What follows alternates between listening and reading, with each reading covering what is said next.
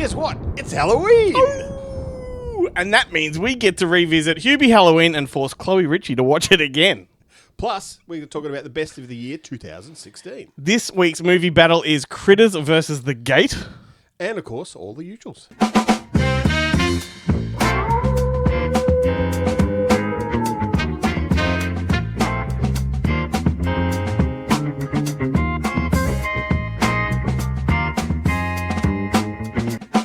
G'day, g'day. It's Good Movie Monday, the home of Nerdy Cinematic Ramblings. My name is Ben Helwig, and I'm joined, as ever, by my co-hostess with the mostess, Glenn Cochran. How's it going, mate? I am good. How are you, my Timu Ray Liotta? Doing very well. Thank you. Thank you so much for the costume that you provided when I walked in the door. Our costumes are courtesy of the $2 shop and Facebook Marketplace. No expense spared, actually. Very little expense at all, as you can tell. Found a stack hat on Marketplace. Found a spoon in the drawer. Found some tape. And Hubie Halloween costumes are born. Now, when you got the stack hat, did you sing the stack hat song? I thought I pretended I was Molly Meldrum for a moment. No, but you know what? When I found the hat on Marketplace, it wasn't orange. I had to do that myself. But like I said to the guy, like, where are you located? And he gives me the address. I'm like, oh, I'll be right there. He's like, 4 houses up. But yes, it's all Perfect. Hubie Halloween theme this week. If you're not watching this and you're only listening, one, my earbuds keep falling out. That's going to be a recurring theme all through the show, no doubt. But yeah, we are in a very cheap costume setup on this particular episode. I am Hubie Halloween, and you are Ray Liotta from Hubie Halloween. I don't remember his name. Dumbass Ray Liotta. That's right. And yeah, we do have Chloe Ritchie coming up on the show because if you're a regular listener, you'll know she hated this movie. So we do, and we loved it. and it's been a point of contention for a couple of years now. So we're gonna, It's why she's not on the show anymore. we forced her to rewatch it, so we're going to bring her into the show a little bit later just to see if it's improved with age. But before we get into all that, Glenn, why don't you tell the lovely listeners out there where they can find us? That is true. I don't want to give out my address, but if you go to goodmoviemonday.com, from there you can click through to all of our social media pages and drop us a comment, a like, a share, all that kind of stuff. We have a merch page on the website, so you can buy T-shirts and you can buy a whiskey glass and a coffee mug and support us that way. And Lemonade, that's the new one. We're on that. So we're everywhere. We're everywhere. Man. Like a rash. Yes, that's right. You will be. You'll have a rash after you finish recording this, no doubt. No doubt. But I must say, I've come off a really rotten week, so I'm very glad to be in a festive mood right now because I had a migraine that knocked me out for a day and a half. Lost a day and a half. I was going to say. Actually, it knocked me out for the whole week, and I actually had to do away with all my media commitments, and it's been a pain in the ass. Because in fact, we were supposed to go and see Springsteen Deliver Me From Nowhere, but yeah, you had a headache, and I had to wash my hair, so we didn't go. That's right. But then I decided I did a very rare thing, and I actually went to see it myself. At the movies. I know this, and I felt like the funny thing is when you told me about this, I'm like, oh, I want to come, and I'm like, I feel left out now, right? That's how I feel when I don't get to the movies. But I'm like, I think to myself, we go to the movies multiple times a week, every week. Like, why am I feeling left out? Like, there'll be another chance, but the fact you were doing this on your own accord on another night, I almost felt like I was cheated on, and I was like, I really want to be there. Well, because the reality is a lot of these media screenings also, they happen in the city, and I'm not a big fan of going into the city. Yep. So the fact that sometimes they have the media screenings usually, telling people a bit about how the sausage is made, but the media screenings are usually Monday, Tuesday, Wednesday. And then the movies come out that Thursday. Yep. And we record at 6 a.m. on Monday. So there's a little time to actually catch the movie at the proper cinematic release. And with the amount of money it costs to park in the city these days, or even catch the train. Or if you go through CityLink and all that sort of stuff, I could just go and pay full price and see it at Chatty like a regular Joe. So that's what I did. You live next door to Chatty, so that makes perfect sense. Had you told me you were going to Fountain Gate, which is closer to me, I probably would have dropped what I was doing and joined you. Yeah, there's no way I was going to go to Fountain Gate at 6 o'clock on a Thursday night. The traffic would have defeated the whole purpose. So how was it, Ben? Enlighten me. look, it's really rare, and I know it's happened a couple of times this year, and we did actually have a text message conversation about the other time. But it's rare that I hate a movie with such fiery passion as I hated Springsteen Deliver Me From Nowhere. Ben's on fire. It is such a load of shit. Wow. So this obviously doesn't hold a candle to the Bob Dylan one. God, no. No. Wow. No. Or to even the, and I know, I think you enjoyed it. I didn't like the Elton John one. Yeah, I did, but that was different because it was like a fantasy kind of based movie. Yeah, and I thoroughly enjoyed Bohemian Rhapsody. Yeah, that was good. I like a lot of these music biopics. The problem with this one is, it is all about writing Nebraska, the album, and Nebraska was a very stripped back, kind of slow change of pace kind of album, and it was just after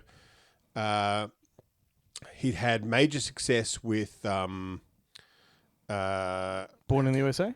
No. See, no, it's the album before Born in the USA. Yeah. Because that's right. He's simultaneously, while he's writing Nebraska, he's writing the Born in the USA and Cover Me, which was actually supposed to be a Donna Summer song, believe it or not. Yeah. And I'm on Fire was the same, was in the Born in the USA album, and what was the other big one? Fuck, I can't remember what the other. It's a huge one. I've said Cover Me. But anyway, what's that? Working on the Blacktop one. Anyway, so he's writing them simultaneously, but he prefers the Nebraska one. It's a real departure, and the whole movie is about him battling depression while writing that album. Yet he's also writing the other album at the same time. Like, he's literally writing them both. He's recording them in his house on a like 8-track recorder, and he just belabors the whole depression angle so much. Never mind, and it just kind of ignores all of the fun songs that he's also writing at the same time. Wow. And it sounds like a great time. And look, at no point do you really, like, Nebraska has great songs, Highway Patrolman, Atlantic City, all of these kind of, and they are great. And they do talk about how he totally fucks the record company, which is the kind of the best part of it. Because he refuses, no tour, no press, no, his face isn't on the album. It just goes out. It still gets to number 3. They didn't know what the fuck to do with it. Yeah. I think even Born in the USA just had his ass on the cover. Yeah, it did. And Courtney Cox in the video. And the Courtney Cox in the video of I'm on Fire. A Hungry Heart. Hungry Heart was the big one that he had just before. And Born in the USA was the one that launches him into superstardom, like global superstardom. Yeah. Yeah, it's just such a, and it's him dealing with his childhood trauma, because his father, played by your favourite actor, Stephen Graham, is a kind of an abusive drunk. And then they put him in, because they flash back and forth in time, they put him into old man makeup. But it looks like he's one of the flu victims from the new Stand TV series, where they make Stephen Graham look older. Oh, man. Oh, look. I mean, it's just, there's so much, like, they sucked all the joy out of it. I had to force myself not to walk out 3 times. But I feel like Bruce Springsteen sucks the joy out of everything. Like, he's not, I don't like listening to this guy, like, talk. Like, his music's good. But the second that he's off mic and he's like just talking, it just shits me to tears. So I have no real desire, no real desire to actually watch his life story. Or not that it's a life story so much, but the making of this album. It intersperses with his relationship with his, not his wife, but who would become his wife, played by Aussie Odessa Young. Yeah, completely irrelevant to this. I just can't. So how? Go on. And my opinion is borne out because I think it's got like a 66% on Rotten Tomatoes. It is, How is Jeremy Allen White? He's fine, but he's like he doesn't have that much to do. And Jeremy Strong, who's in fucking everything these days, delivers such a weird lo-fi performance as his manager. The E Street Band do not get a fucking look in. Okay, They don't. very self-indulgent, and I know that Bruce Springsteen was behind the scenes on this one. Yeah, he totally was working on it. Yeah. I don't think the E Street Band, no member of the E Street Band, other than "Great Show," that's the only line of dialogue any one of them gets to utter in the whole film. No Father Bob? No. It's Terrific TV Tuesday, the only Tuesday TV segment that drops on a Monday. The wolves are out tonight, Ben. The wolves are out. It must be Halloween. Alrighty, so where's that bring us? That brings us to your favourite segment and mine, Terrific TV Tuesday. Can't wait. No, I do enjoy this one. I enjoy it more when I've had stuff to watch and talk about. Quite often, I haven't had time, and so this segment, I feel like I let the team down. But I've binged something this week because I had that migraine and I wasn't working much. So I'm like, I'll get stuck into something. Found a nice show that just goes for 8 episodes. They're 25 to 30-minute episodes each. It was perfect. So I may as well kick it off. Yeah, you already have. It's a Canadian show called North of North. It's on Netflix, and it is wonderful. So it's set and shot in Nunavut, which is up in the very Arctic. Not a real place. It is. It's like a territory up in the Arctic of Canada. It's about as far as you can go north before you actually hit the Arctic Circle. And it's a tiny little town with a population of like 1,600 people. But this show is a regular kind of dramatic comedy like any other. It's just got a really fascinating location.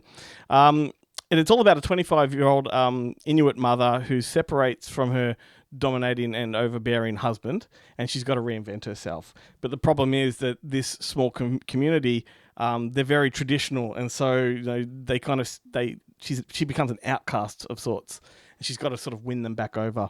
And it's just a wonderful story of like not only her story, but all of the side characters around her, like the mayor or the lead counselor, I guess you could say, is played by Marilyn Raisjob. Chloe from 24. I don't know if I butchered her name then. She's fantastic in this. And after I watched the show, I went and watched a lot of her interviews on Fallon and things like that. And it's fascinating to hear the backstories of this show. She's a stand-up comedian. She is a stand-up comedian, yeah. She's so good in this. The lead actress is Anna Lamb. She was in Three Pines and True Detective, the most recent True Detective. The Jodie Foster one. Yes, and Jay Ryan, the New Zealand / Aussie actor that was in Neighbours, but Scrubland and Territory. You mean Jake Bunyan? Mr. Change Your Name. I still remember, buddy. I still remember Jake Bunyan. He is fantastic in this, and what makes me feel really old is that he actually is a grandfather in this show. Like, his character is a grandfather. You know what upsets me about him? He was in a TV show called Beast with Kristen Cruick. Yeah, right. Alana Lang from Smallville. Yep. And they get it on. Mm-hmm. Very jealous. Very jealous. Well, he's really good in this. And if you know the movie Mystery Alaska, it's got that feel. It's got that feel about it.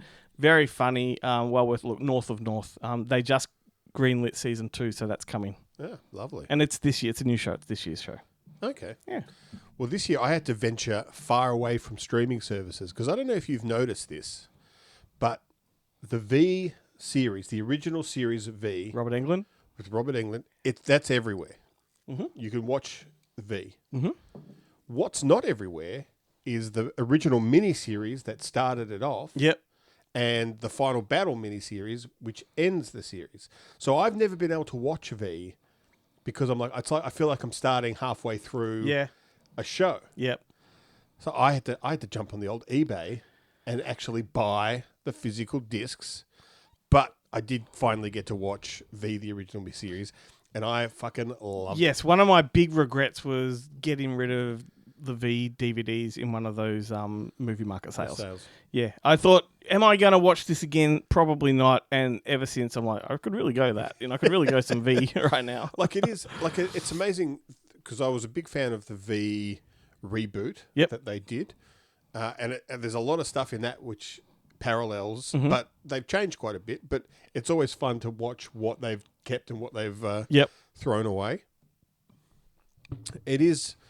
I was, Aussie Jane Badler, as she was known. is in it. Although they make her out to be a much bigger character than she actually is in the miniseries. Yeah. In the miniseries, she kind of is she's not really the main villain. She's just one of them. Mm-hmm. Yeah. She's just one of the V aliens. But V stands for victory, which you learn, which they don't talk about in any of the other series, as far as I remember. Look, it's been a long time, but I do remember really being impressed by the visual effects in V. The visual effects are amazing. Particularly like the alien effects. When there's a scene where Jane Badler eats a rat, and it's like the visual effects from The Stuff when Garrett Morris's face expands. And you're like, this is fucking great. But isn't there scenes of like faces coming off and they scratch alien, like dinosaur alien kind of faces come the through? Lizard men and and the spaceships and stuff. It is all well and truly ahead of its time. Awesome. Yeah, it is excellent. So look, I do highly recommend if you're into that kind of 80s sci-fi, and it is very much like a Stephen King. Yeah. Like one of those Stephen King miniseries, like It or Salem's Lot. Like it has that vibe to it. Yeah. It is definitely worth... also, it's important to sort of note that back in those days, something like that was a big deal when it was on television. Like Roots and all these other miniseries. In Australia, we had like Dirtwater Dynasty and Town Like Alice. They were must-see TV. You didn't have the internet, so like when these things were on, everybody was watching and everyone was talking about it, and V was about as big as it could get. And if you missed it, you were fucked. There's no way to watch it again. Correct. It's correct. Although some channels had reruns on a Saturday, that kind of thing, which was great. But what you've done there is what I love about this segment is you've posed a challenge. It's one that you can't find easily, so go and try to find it. Let us know how you found it and what you thought of it. Yeah. And then they're going to come back and go, oh no, it's part of the series. But it's just the first 2 episodes. Yeah. No. It's on Tubi. God damn it.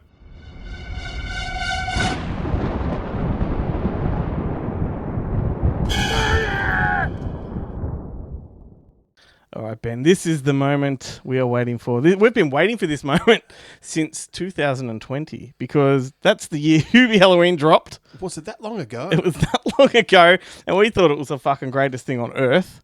And then it became a contentious issue because Miss Chloe Ritchie disagreed vehemently. This is one of those things that where you're in like a sounding bell, and you're like, did we just watch the greatest movie ever made? I think we just watched the greatest movie ever made, and then it goes out to the general public, and the resounding response is no. Well, I mean, and we still hold fast to our beliefs. 100%. Yes, so we may as well bring Chloe into the show for a bit of a revisit, and without further ado, Chloe Ritchie. Woo! Hello. Hey. Look at you guys. How are you? Cool. I'm good. How are you? Good. I'm sure there's going to be a lot of people that have missed the voice. Miss Chloe's voice. It's been a long time. Hasn't been on the show for, I reckon, a year now. I think it's around about that. Hi, boobs. Nice to see you. And I'm sure there's a lot of people that have never heard the show before and it's their first time and don't know who the fuck you are. And you're welcome because look at all of this, so. Well, we did think it was about time we dragged you out of that absence and into the show to talk about Hubie Halloween because it's Halloween time. This is our Halloween episode and we've been just chomping at the bit to to talk about this movie. Yes. And we have revisited. I mean, I've already watched this, 5 times now, I think. Something like that. Yeah, every year. That's right. Every year at Halloween. Yeah. But for you, Chloe, I'm guessing this is the first time you've revisited ever since that first, what would you call it, god-awful visit? Yeah, I mean, I watched it. I watched it with my husband, and we both looked at each other and said, what the fuck was that? Like, Adam Sandler, what are you doing? And it was horrible, and we never watched it. And yeah, it became a contentious issue between you, me, and Boobs. And it's continued that way, ever since. So yeah, I think you're right. It's about time that I revisited it, and I did. And here I am. Okay. Well, do we have a little bit of a love fest for our feelings for this film before we ask for Chloe's opinion? Because that might just drag the whole mood down. Because I would argue that it only got better. It certainly got better for me. This on the rewatch is up there now, I think, top 5 all-time favourite Halloween movies. Because, I do have a thing for PG-rated, family-friendly kind of Halloween films, and this is up there with, like, Ernest Scared Stupid, some might say Hocus Pocus. It's that kind of ballpark of Halloween movies. And this is a pleasant revisit. I think Little Nicky. Little Nicky. I might do this one every year now moving forward because I just had more fun this time than ever before. I agree. It should be on everyone's Halloween rotation. Mm-hmm. I mean, you know, Hubie is a he's a like should be on the Mount Rushmore of Halloween characters. Absolutely. Mike Myers, Hubie. And you know, Hubie Halloween, the character itself, much like Waterboy, was based off Canteen Boy from SNL. So that in and of itself is quite fun. Look, and he just wants Halloween to be safe for everyone. Looking out for the community on Halloween. Halloween. Like that's what he was born to do. That's important. I pulled my earbuds out, so you keep talking. Because we've got these costumes on, we can't use our usual headphones. I feel like I'm in any which I can never remember which is the second one. Any which way but loose, or any which way you can. Any which way you can, where the bikers get dumped into the tar and they have to scrape the tar off their body so it removes all of their hair. So they wear these wigs, like old women cancer wigs. And that's what I feel like I'm.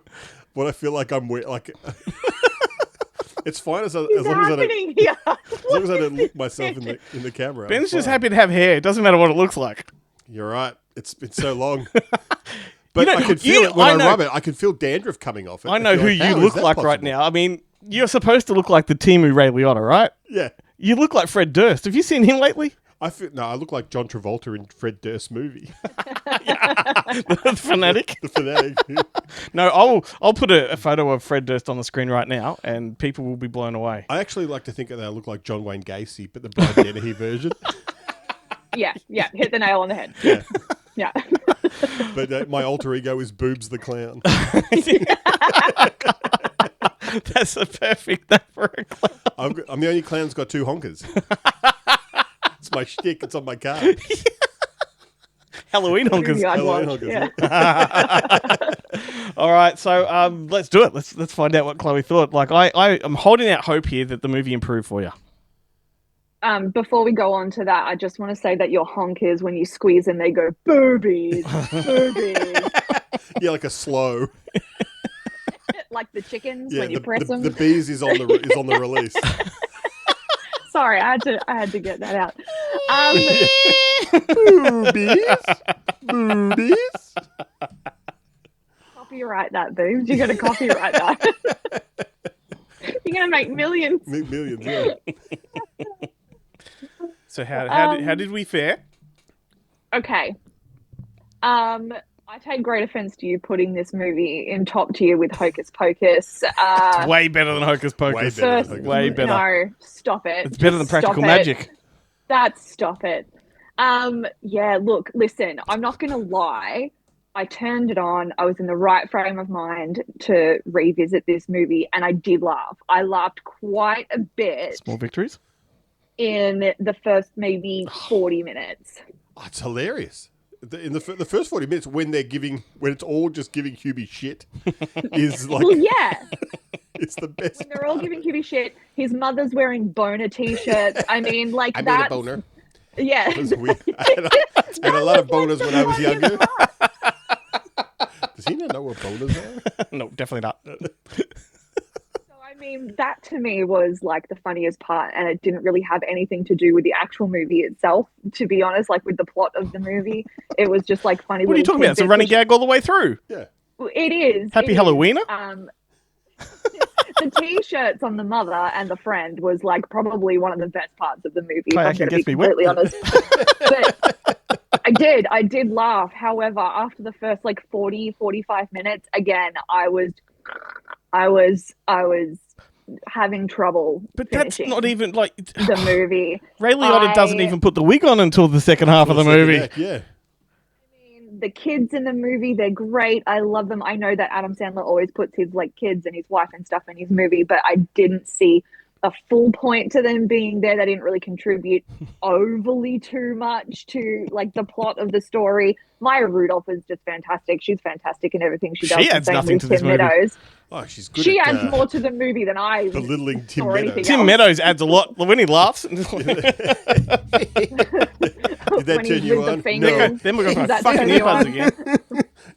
That was funny. But yeah, listen, my rating of this movie hasn't thrown up on the dial, guys. I'm sorry. I think she's just lying. I think she loves this movie, but she's got to keep the facade, the shtick going. I swear to God, I swear to the devil, because this is the Halloween episode. I swear, no. It's just not for me. I had a lot more laughs than I did last time. I will give it that. I reckon 2026 is going to be our year. Yeah. You'll watch it again next year. Next year, you have to watch it with the boys, with your kids. Yeah. You're going to make me watch this again? Yeah, next year. It'll change everything, like when you watch it with the kids. Let's not forget Steve Buscemi taking craps in the basement of his house. Yeah. Come on, tell me that wasn't fucking hilarious. He's not really a werewolf. He's just super glued hair on. He's like, something that I didn't quite understand, and I found funny again in the first part of the movie is like things getting random things getting thrown at him while he's riding his bike. Yeah. But like throughout the whole movie, like it's funny at the start, but like keep going with it. I get it's a running gag, but it's just not as that funny. His little reverse mirror on his. Where's your Swiss Army thermos? Oh, yeah, forgot it. But see, this is the funny thing. I think not. But that's what Adam Sandler lately does well, is that recurring gag from start to finish. So in this one, he had the thermos, right, the Swiss Army thermos. In the new Happy Gilmore, he's hiding booze in everything, and it could be candlestick, whatever. Yeah. It's the same joke, but it's funny. And I find it odd that you really enjoyed Happy Gilmore 2, but not Hubie Halloween. This is a far superior movie. I did. I really, really enjoyed Happy Gilmore 2. Does that make any sense? It's like the same film. Yeah, it is exactly the same movie. They're almost this exact same cast. Yeah, exactly. Kids were great in Happy Gilmore 2, like the whole family. There's not one boner joke in Happy Gilmore 2. Be also like another thing that kind of taints it for me is that I'm not the biggest Julie Bowen fan either. Like there's just something about her that doesn't gel with me. So like even in Happy Gilmore, I don't particularly love her in that. So in Hubie Halloween, she annoys me even more. Her character is just weird. I was saying to Ben, what I don't buy in it is that Julie Bowen would have been married to Kevin James. Like that just doesn't make any sense to me at all. Or even Hubie Halloween, like even being married to him. Because they're both lovely people. They're both lovely people made for each other. Mayor at the end? What is... No. Not rating it, fellas. I'm so sorry to disappoint. I mean, you're not disappointing because we just love it. We just don't believe you. And the wig is enough for me. The Ray Liotta wig is enough to get me across the line in this movie. The truth is, I've always kind of been a dumbass. On his tire. Hubie's always using big words, and it always made me jealous, on account of being so dumb. It got to the point the other day when I was thinking about it, and this was only like a day or two after I watched it, and I couldn't even remember who like the bad person was. Like I actually had to sit there and think about what the end result was because I just couldn't get into it. The villain was the rest of the town that hate Hubie. That's right. That's who the villain of the film is. It's everyone except for Hubie, in the town. Yeah. his mum and his girlfriend. Yeah. In summary... His Canadian girlfriend. His Canadian girlfriend. In summary, love you guys. Dislike Hubie Halloween still. Sorry. Well, everybody that are listening and watching, go to the comment section. Let us know what you think. Does she have it right? They're on your side. I know it. I think so. I'm serious. 2026 is going to be our year. Yeah. That you'll watch that and you'll be like, what was I thinking these last 6 years? This is the greatest Halloween movie. What we'll do? I think I'm going to need some remuneration if I'm going to be forced to sit through that pile of shit again. No. We're going to hire that little cinema in North Fitzroy, whatever it's called, and we're all going to get together with pizza. Yeah. And we're going to watch Hubie Halloween. We're going to do a Good Movie Monday Presents screening of Hubie Halloween. VIP only. Yeah. Listen, if there's booze involved and I'm drunk, I'll probably love it. Yeah. You didn't watch it right the first time. What do you mean you were sober? I thought that was implicit in the whole thing. Nobody gave me the terms and conditions. All right. Well, okay. Until next year, though. But it's great to have you back on the show. It's been such a long time. It's nice to hear your voice, see your face, and I hope everybody has enjoyed your most long overdue return. Thanks for having me, and yeah, nice to see you guys in your costumes. And yeah, thanks for making me sit through this again. No, really appreciate it. It was awesome. 2016, Australian Post raised the price of stamps from 70 cents to $1. Sales of McDonald's 30-cent cones dropped off shortly thereafter. The year is 2016. In a world where the only year of film is 2016, that is what we're about to talk about. Excellent. I'm excited. This is like, it's funny as we get closer to now.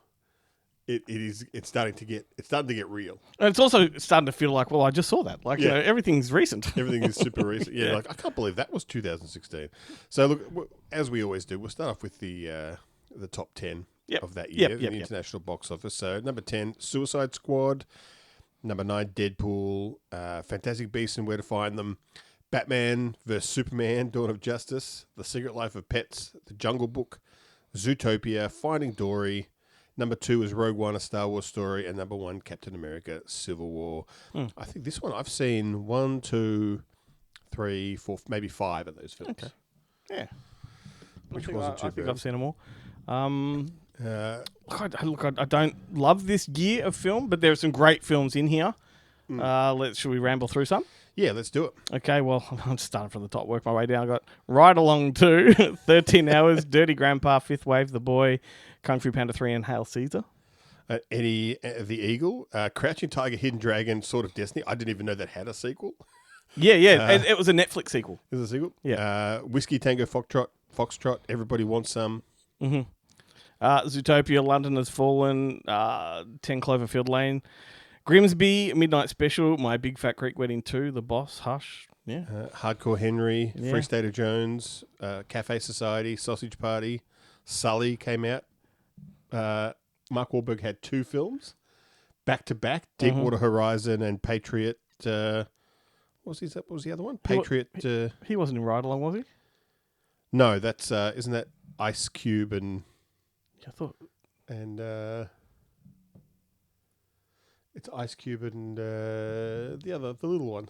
Oh, Kevin Hart. Kevin Hart. Yeah. I think. Patriots Day. Yeah. Yes, of course. Jack Reacher 2, The Accountant. I don't know if you said those. Manchester by the Sea, Moana, Allied, Bad Santa 2, La La Land. The Ben-Hur, the remake nobody asked for. The BFG, Ghostbusters, the other remake no one asked for. Independence Day, Resurgence, Jason Bourne.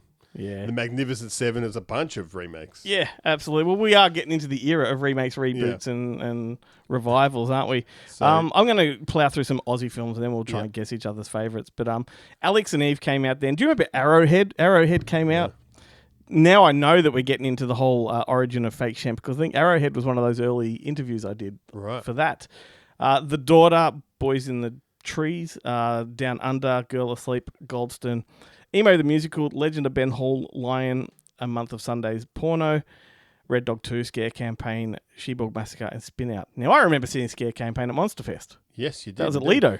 There was actually a big year for horror films too. There was, I think you mentioned 10 Cloverfield Lane already, but Anti-Birth, Autopsy of Jane Doe, Belko Experiment, The Boy, Blair Witch Remake, Conjuring 2, The Darkness, so 2 Greg McLean films.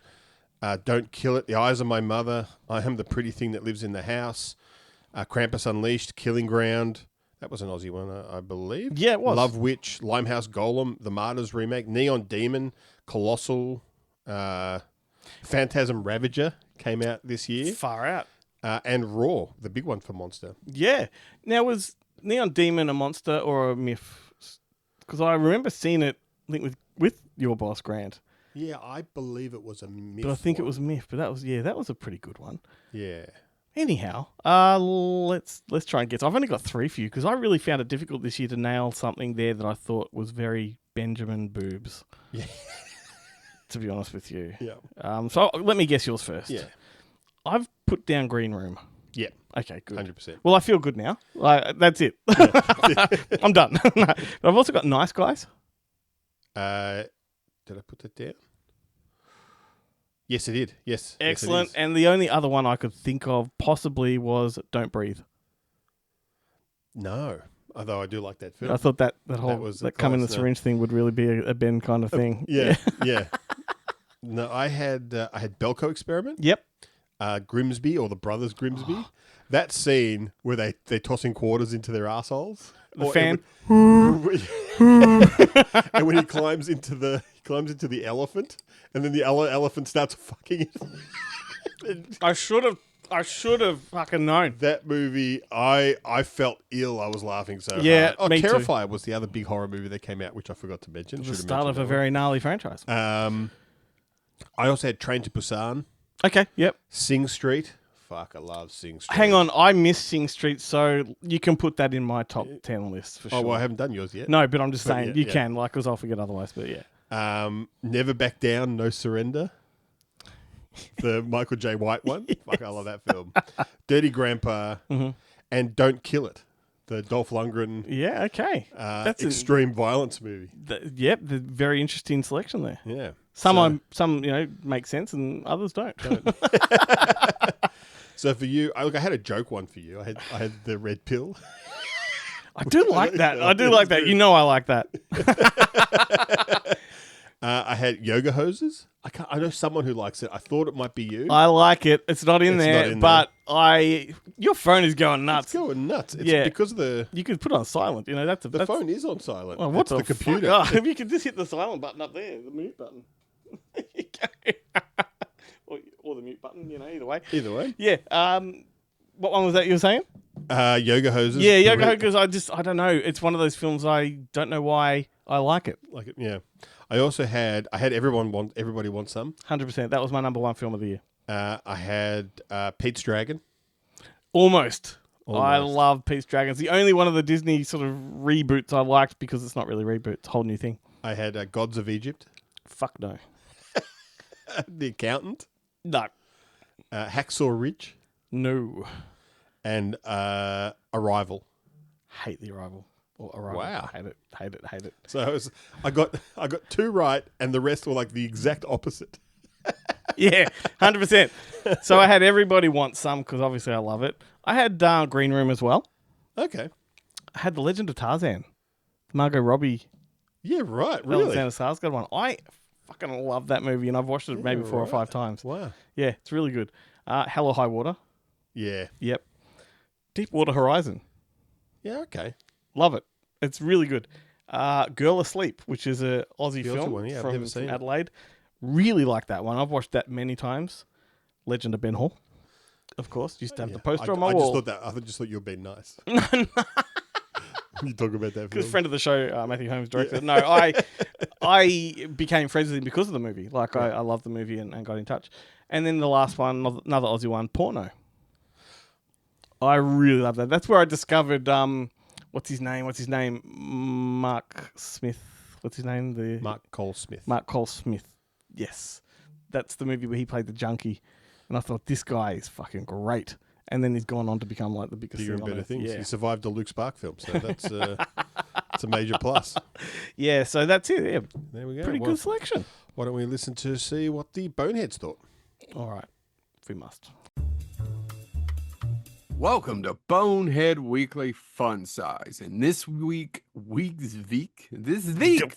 are talking about the 2016 movies. Which one of you morons would like to go first? I'll go last because I think me and Joe are going to be on the same page on 2016.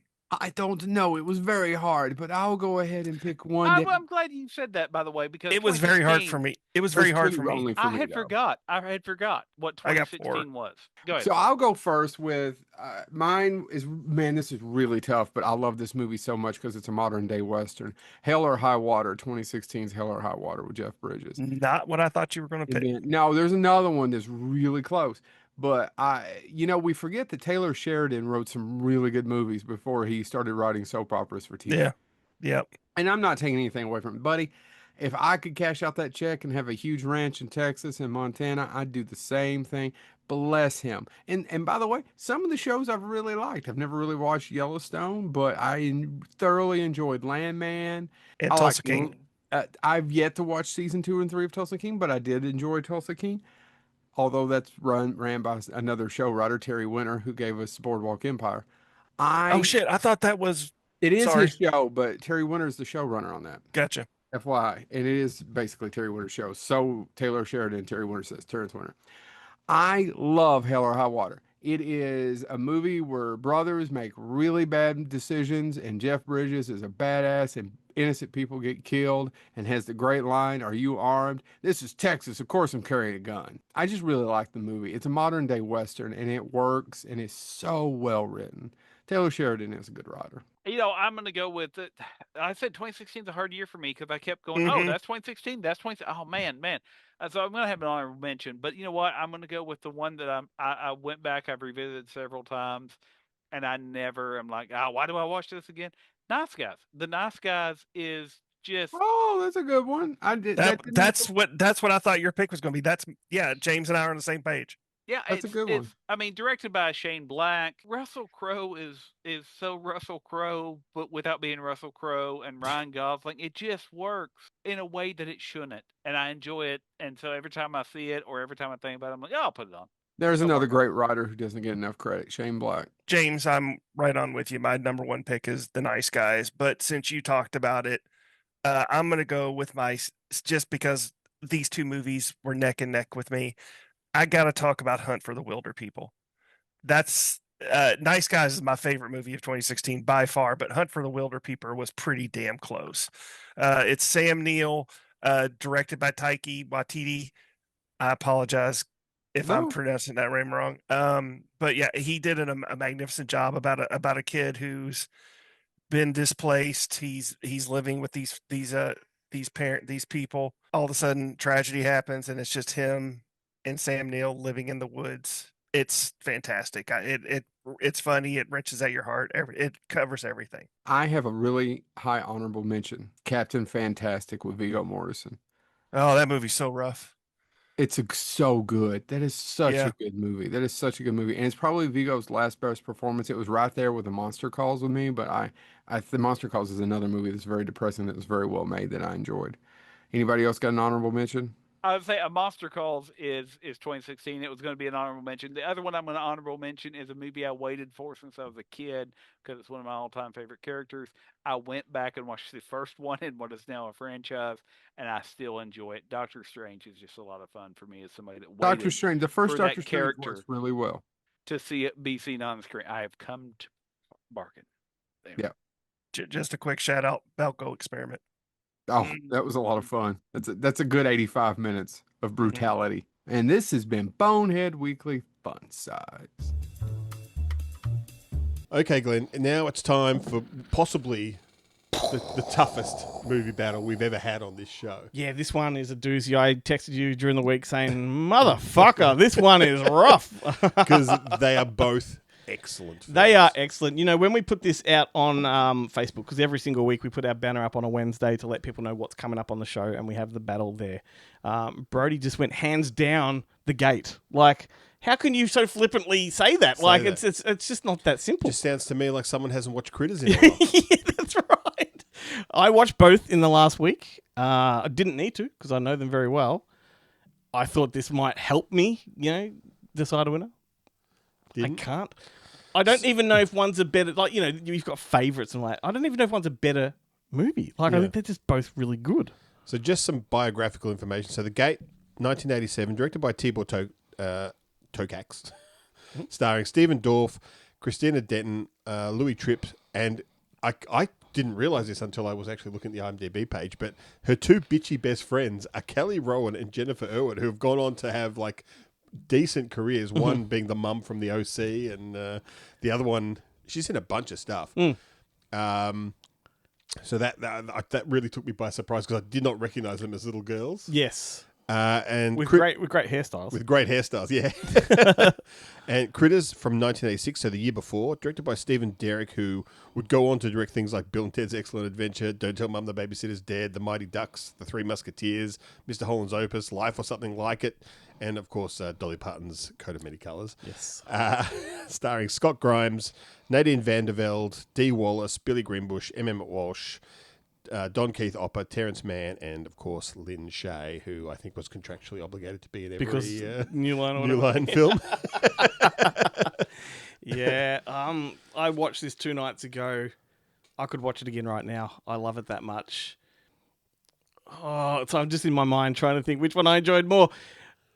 For me, okay, I was going to say the only thing that lets Critters down, and I don't think it really does, but you could argue the opening scenes with the aliens, very shoddy. But that's kind of half its charm at the same time. And there's shoddy things in the Gate as well.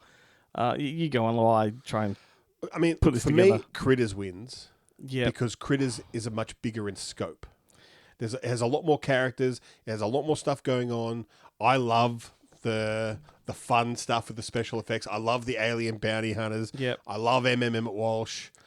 Look, it's just got more going on. I think I'm going to also go with Critters because I did not see that coming. Well, because I know that you're like a Gate. Super fan. Yeah, but I was always a Critters fan as well.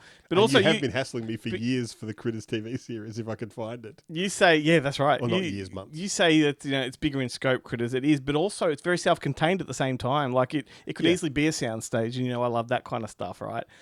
In fact, the farm reminds me of the farm from Invaders from Mars. Yeah, with that hill and all that. And I'm like, did they shoot this in the same place? Yeah. It looks like the farm does look like a strong gust of wind will blow it down. Like it looks like a front. But as proven in the movie. Yeah. And the bowling alley is so clearly just looks like a shed. Yeah. But oh my goodness! But the sleazy Ethan, whatever his name is, from who would go on to be in one of the Star Trek Voyager, I think. He's the sleazy. He's the asshole kind of deputy, but also constantly sleazing on the girl. That's right. The thingo operator. Yeah, and plus, I think Critters is much more. It reminds me of a 50s B movie, and that appeals to me. I forgot Billy Zane trying to get laid. Well, he doesn't. Billy Zane doesn't really want to get laid. Like the girlfriend is all about it, and he wants to be respectful to the family, and that's what's funny about that. But it's also a ponytail, doesn't he? Yeah, he does a tiny bit of one. It's also more polished than the Gate. The Gate is very much an indie movie shot on a location. Fantastic stop motion though, really great stop motion. I do love those the little I don't know what they're called, the little demon. Oh yeah, the little demons from hell come up. Yeah, and I like that concept too. That this tree gets uprooted and the gates to hell. They totally rip it off in Army of Darkness. The 3 Bruce Campbells and stuff. That's totally the Gate. 100%. Little Stephen Dorff in his Tracky Dax is hilarious. Yeah. Chubby, you look at his face and you're like, how is his neck supporting that chubby face? When he gets humiliated and embarrassed at the start and then runs off crying, that is classic. That's a real reaction. Humiliated in front of your sister's big friends. Yeah, older friends. Yeah, yeah. But this actually, so we'll declare that the Critters wins. But this poses an interesting side battle between Critters 2 and Gate 2. Because they're both good too. They're both good too. Look, I do want to. I want to hold that off and do a proper one because I have never seen the Gate 2. Okay. Oh, this is so. And I can't believe I forgot it. Yeah. But I did. I don't know if people know this because we haven't mentioned it on the show. But it was your birthday a couple of weeks ago. Yeah. And I sent you you had a little party and you put it up on Facebook and there was a no presents party. So I didn't bring presents, and I sent you a photo of what was supposed to be a present. People that know us might get the wrong idea that I didn't invite them to this party. I had a dinner. A dinner. I had a dinner for a couple of people. It wasn't like a party. Yeah, it certainly wasn't. It was an Oktoberfest. Well, we didn't know it was Oktoberfest till we got there. Yeah. Anyway. It was just a dinner. Yeah, apologies to the people not invited. But Glenn doesn't like you as much as you think he does. Which look, it was picnic seating. You'll thank him for not inviting you. But I'd forgotten that I think almost last year, the last maybe Astor Movie Market, I'd actually bought you a present. Oh my god! And I just completely forgot about it. And it was a VHS of Gate 2, the big box. And of course, I forgot it. I was going to bring it with me today and present it, but I forgot it. But now I'm going to keep it. Well, this is exciting because we get to do a battle between those two, but we must do that before the year's end. So we have to look at our little. Maybe we could just. Yeah, I know we've got some interesting things coming up next week, but maybe Yeah. we can push those out and do Critters 2 and Gate 2. Yeah. Anyway, for this round, Critters for the win. Critters for the win. Sorry, Brody, but you're wrong. Only by that much. Only by that much. Yeah, by a dog's dick.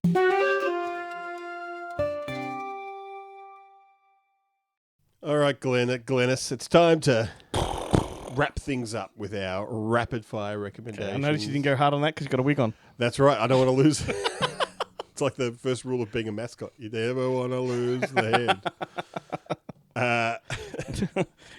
So I'm going to kick things off with these rapid fire recommendations. This is a movie from 2016 that I have wanted to watch since it came out, and I just for whatever reason it just never happened. And I think like the IMDb rating for it is something like 4.7. Like it is not a well-regarded film, which I don't particularly understand because I enjoyed the hell out of it. I'm excited. Although there is a surprising amount of cock in it. I'm very excited. It is The Assignment, directed by the great Walter Hill. Yes. I haven't seen it. I know it, though. Yeah. Starring Michelle Rodriguez, Sigourney Weaver, Anthony LaPaglia pops up, and Tony Shalhoub.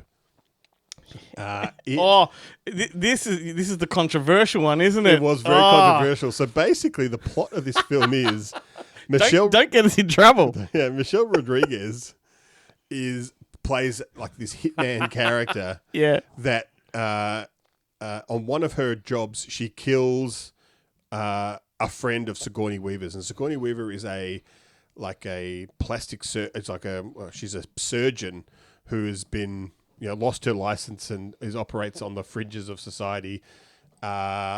She does a lot of kind of medical stuff she does like cut price surgery for people who can't afford it. She uses that to fund her experiments on the dregs of society. So she basically has Michelle Rodriguez, who's playing a man. I know. A beard, and there's a couple of scenes where he walks around naked, and you see his cock.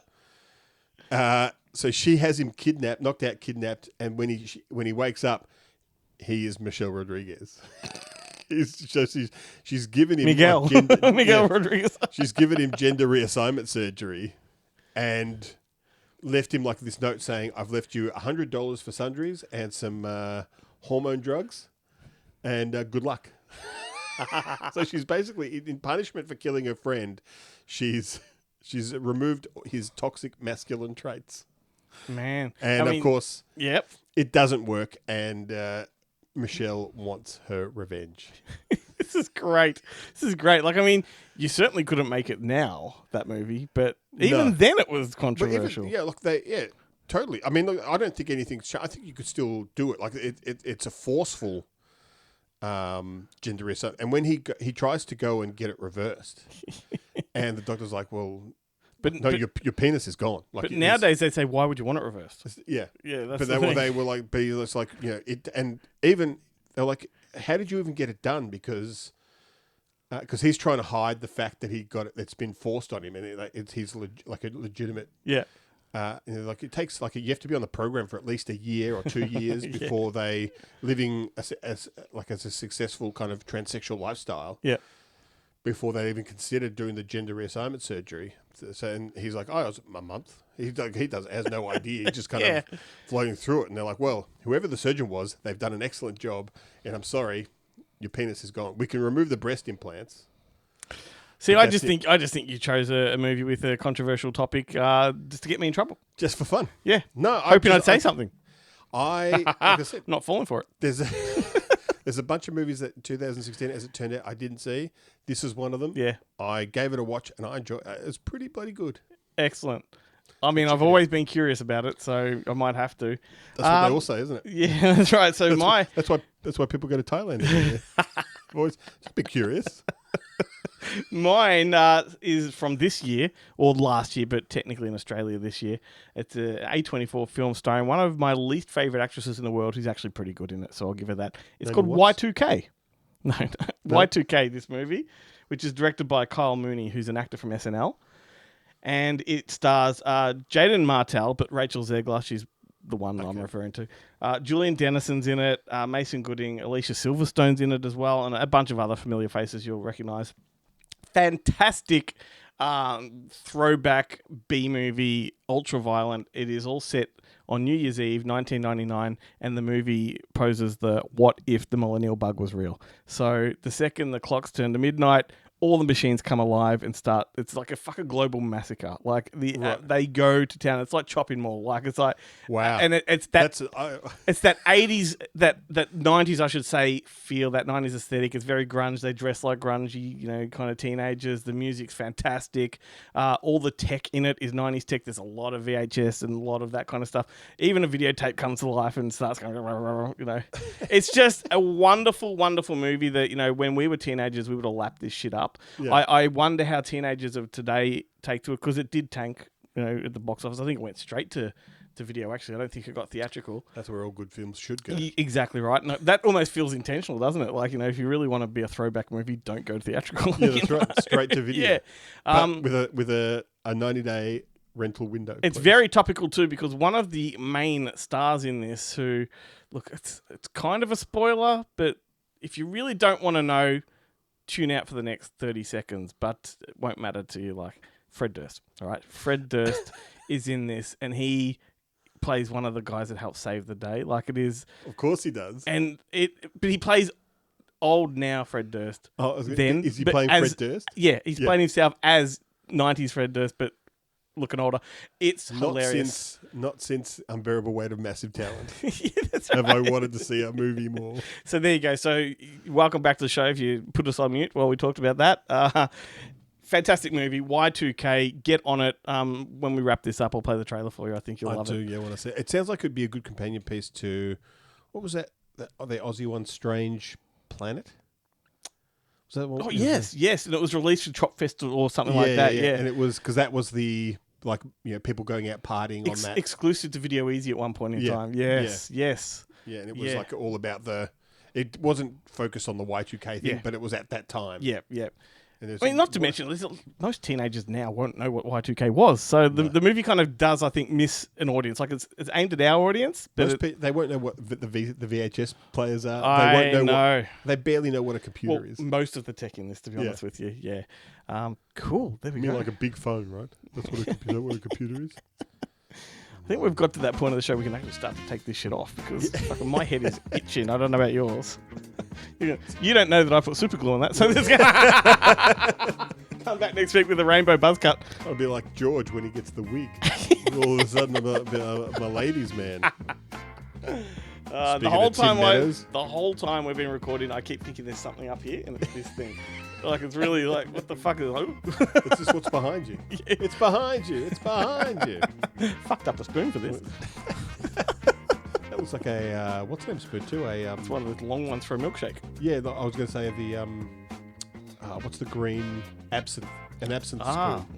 Yes. What's the green? Fuck it hell. And on that bombshell, we will see you next week. GoodMovieMonday.com. Have a great Halloween this week, everyone.